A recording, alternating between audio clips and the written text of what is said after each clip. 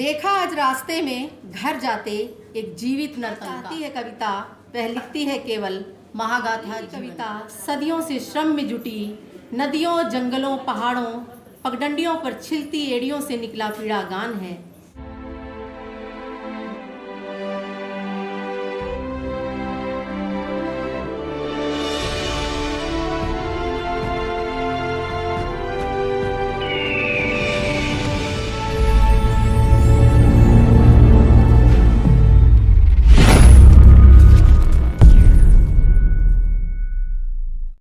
और आज इस मंच से मैं जो कविताएं पढ़ने जा रही हूँ, आज जो परिचर्चा का विषय ही है कि स्त्रियों के संसद में आगमन के 100 साल।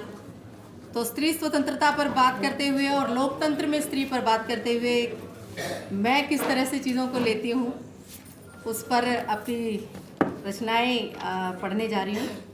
एक रचना है जो मुझे याद आई अभी अभी। ये रचना है, छोटी सी रचना है ये, लोकतंत्र की धूल। देखा आज रास्ते में घर जाते एक जीवित नरकंकाल। देखा आज रास्ते से घर जाते हुए एक जीवित नरकंकाल, हाथों में थाम कुछ खाता हुआ, चिलचिलाती धूप में नंगे पांव ट्रैफिक के बीचों बीच दौड़ता एक बचपन, अखबार अखबार चिल्लाता हुआ। पास से गुजरती सरसर करती पसीने से तरबतर, मलिन हाथों में थमी एक झाड़ू अपना काम कर जाती है और मेरी आंखों पर पड़ी लोकतंत्र की धूल को साफ कर जाती है। ये स्त्री स्वतंत्रता की जब हम बात करते हैं तो बहुत सारी चीज़ें उसमें शामिल होती हैं। जी माफ़ी चाहती हूँ, दरअसल मेरा फ़ोन ऑफ हो रहा था तो मैंने अरुण को ये कविताएं भेज दी थी। ये कविता है स्त्री और कविता। स्त्री जब भी लिखना चाहती है कविता, वह लिखती है केवल महागाथा जीवन की। स्त्री जब भी लिखती है चांद तो अंधेरों को ना पाती है इस छोर से उस छोर तक। स्त्री जब भी लिखती है आकाश तो लांग जाना चाहती है क्षितिज के उस पार। स्त्री जब भी लिखती है पंख तो खुल जाती हैं असंख्य खिड़कियां तोड़कर समय की साकलें। स्त्री जब भी लिखती है प्रेम, स्त्री जब भी लिखती है प्रेम, समर्पण का भाव लिए खंड खंड बिखर जाना चाहती है, संपूर्ण धरा की उर्वरा छाती पर अंकुरित हो जाना चाहती है अमर वृक्ष की तरह।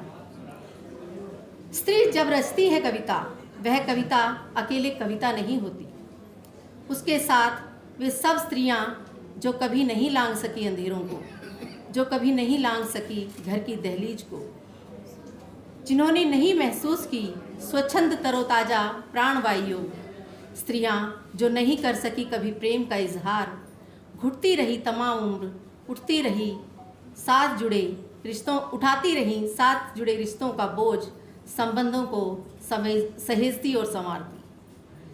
स्त्री की कविता बंद कमरे में बैठकर साहित्यिक होना नहीं है। स्त्री की कविता दैहिक उन्माद में उठा कोई भाव भी नहीं है। वह स्त्री पुरुष संबंधों का भोंडा आकलन भी नहीं है। स्त्री की कविता आकस्मिक सुख से सजल नेत्रों की अभिव्यक्ति है।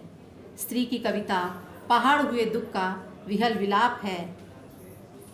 स्त्री की कविता सदियों से श्रम में जुटी, नदियों जंगलों पहाड़ों पगडंडियों पर छिलती एड़ियों से निकला पीड़ा गान है।